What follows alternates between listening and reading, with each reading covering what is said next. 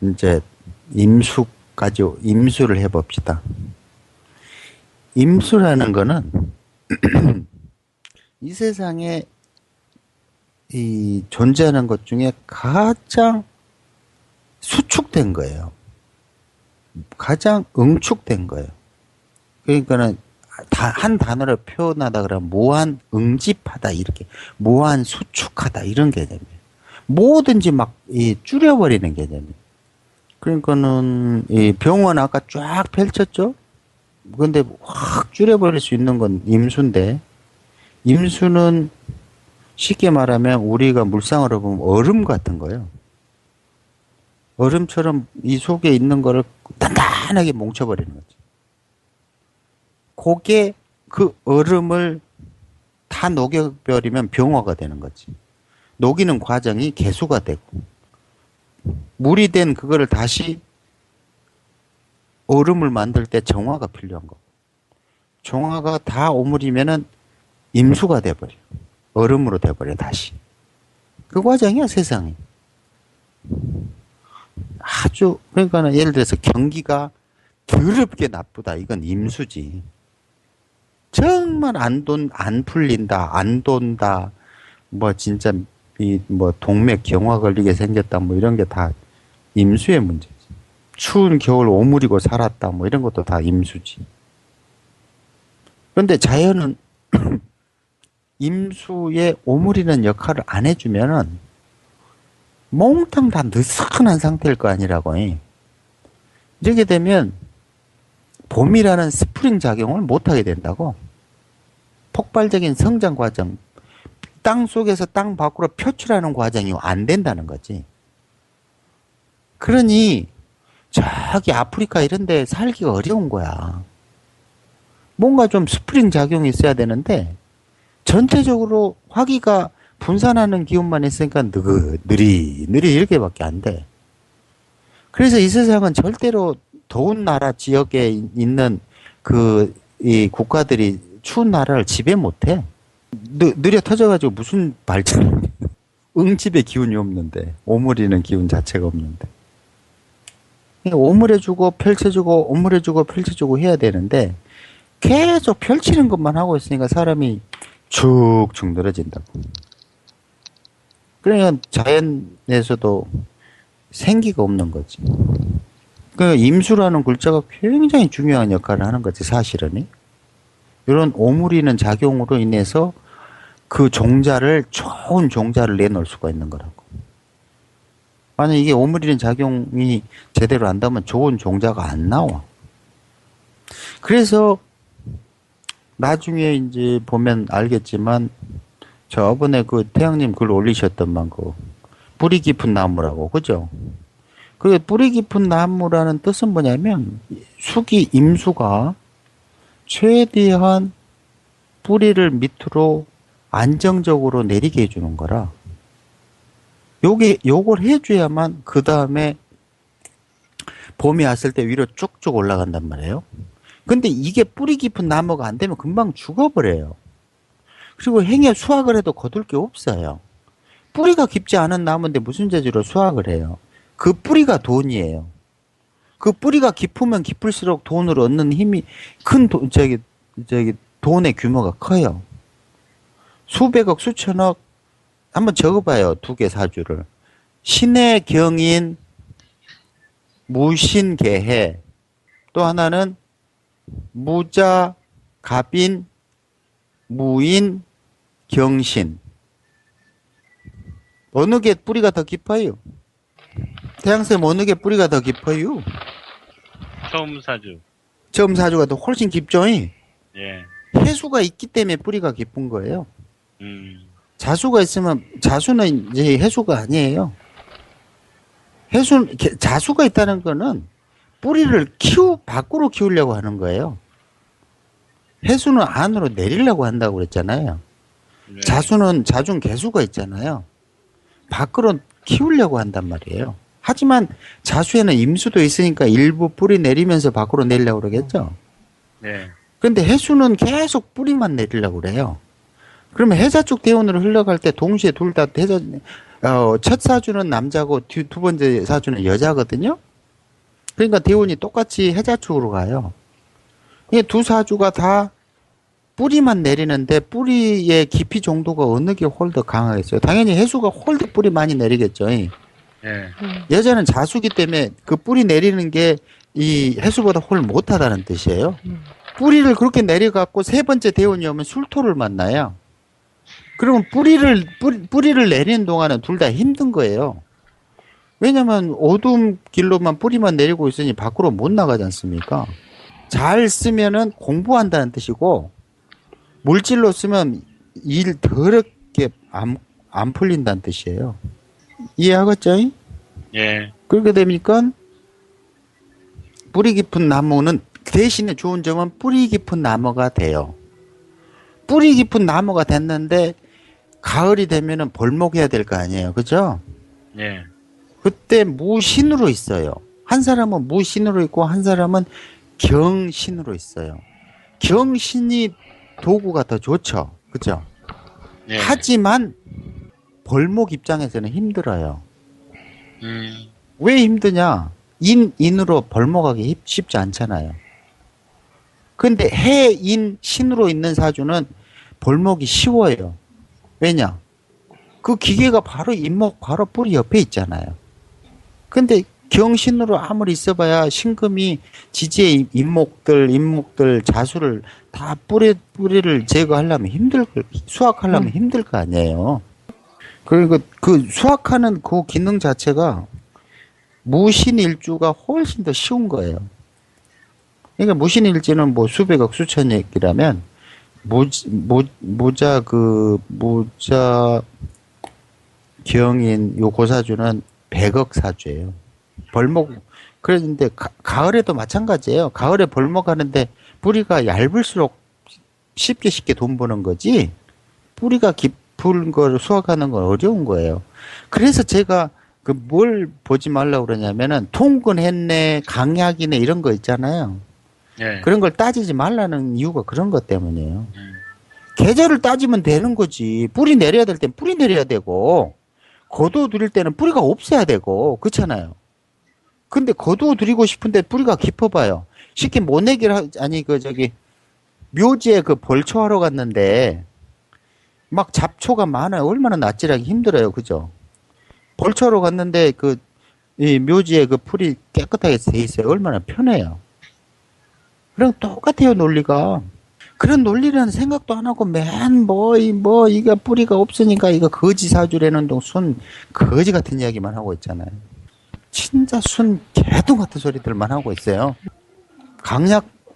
강약은 보는 게 아니에요. 시공에 맞는 걸 봐야 되지. 근데 또 봄인데 막 낯질해 되면 그거는 생명이 위험해요. 그쵸? 봄에는 네. 자라야 되잖아요. 그렇죠. 자라야 되는데 낯질을 해대봐요. 그건 어떻게 해요? 안 되는 거죠. 태양생 같은 경우는 인월인데 지금 위에서 이 낯질 하려고 막 대기하고 있잖아요. 그죠? 예. 근데 지금 오화가 그걸 다 막고 있지 않습니까? 그 다음에, 그래서 임수라는 응집의 기운, 무한 수축해주는 기운은 어떤 면에서는 좋은 종자를 내는데 굉장히 중요한 역할을 하는 거예요. 근데 이게 임자로 있으면은 좋은 종자를 내놓겠죠. 그죠? 제 스스로 위로운 말이에요. 이해해 주세요. 근데 네. 임진여해 봐요. 이거는 종자가 상한 거예요. 왜냐면 임수라는 응집이 진토에 앉아 있잖아요. 예. 임오여해 봐요. 이 응집이라는 기운이 분산하고 있잖아요. 예. 이게 임수가 오화에서 견디겠어요? 못 견디겠죠. 예. 그러니까 밖으로 나가버리고 이게 되는 거예요. 음. 근데 여기에 경금이 있으면 참거라 이렇게 되는 거예요. 이게 이런 관계들이에요. 이해하시겠죠? 예. 의외 사주에서요. 네. 시주에 개해가 있잖아요. 네, 네, 네. 이 개해는 어떻게 작용합니까? 인목을 신금으로 거둬들였죠. 예. 신금에서 다시 계로 풀죠. 종자를 다시 풀어내는 거예요. 새로운 종자로. 이게, 이게 아무것도 아닌 것 같아도요, 요 작용을 해주기 때문에 빠방, 빵빵빵, 대한민국 이렇게 되는 거예요. 어, 근데 이게 반대로 개가 아니라요, 예. 오화였다 해봐요. 골 때려, 이건 또. 이 다 옆에서, 분산시켜버리. 예, 옆에서 신금이 계속 벌목하고 싶은데 오화가, 야, 시끼야, 벌목하지 마, 시끼야. 벌목하지 마, 시끼야. 이러는 거예요. 나도, 계속 신금에게 시비 거는 거예요. 너 왜 벌목하니? 왜 벌목하니? 이러고 옆에서 건들 거 아니에요. 그죠? 그럼 그만큼 벌목할 시간이 많이 걸리고 벌목이 잘 안 되겠죠. 그죠? 근데 여기에 신금 다음에 해수가 있으니까는 화기가 와도 다 찹찹 막아버리면서 야, 알아서 네가 벌목해. 벌목한 거 그냥 이 신금 자체가 벌목하는 기계로만 보실 게 아니에요. 요 신금 자체가 돈이라는 뜻이에요. 음, 이 신금을 개에서 뻥튀기 한단 말입니다. 물론 유금을 뻥튀기 하면 더 좋죠. 근데 유금은 단점이 뭐냐면 요 임목을 이 벌목을 잘 못해요. 그쵸? 이런 게 다 간지 조합론이에요, 이런 게. 어, 훗날 가면 조금씩 조금씩 할 거예요. 어찌됐든 이 곡에 있으면은 나쁠 것 같은데도 불구하고 뻥튀기 하는 역할을 해요. 저런 사주들이 돈을 빠방빵빵 잘, 그 순간적으로 뻥튀기 잘 합니다. 근데 만약에 개가 좀 더 강했으면 이제 신금이 또라이가 돼버려요. 이 구조적인 그 변화를, 그 구조적인 걸 잘 보셔야 돼요. 사주 잘 보는 결론적인, 사주 잘 보는 거는요, 구조를 빨리 파악하는 겁니다. 생극제와 뭐 어쩌고 저쩌고, 격국옥분 이런 게 아니에요. 이 구조가 어떤 식으로 짜여져 있지? 이 구조를 파악하는 거예요. 거기에서 실력의 승부가 다 갈라져요. 결코 디테일에 강한 사람이 사주를 잘 보는 사람이 아니에요. 그러니까 그게 고수에 가는, 고수에 오르는 길이라니까? 그 구조를 빨리 파악하는 게. 그 하나하나의 통변, 짤짤한 통변에 목숨 걸지 말라고. 그거는 중수 이상을 올라가기 힘들어. 그러니까 재미로 맞출 수는 있겠지. 아이고, 할매가 둘이구만. 아이고, 뭐, 몇 월 달에 결혼했겠구만.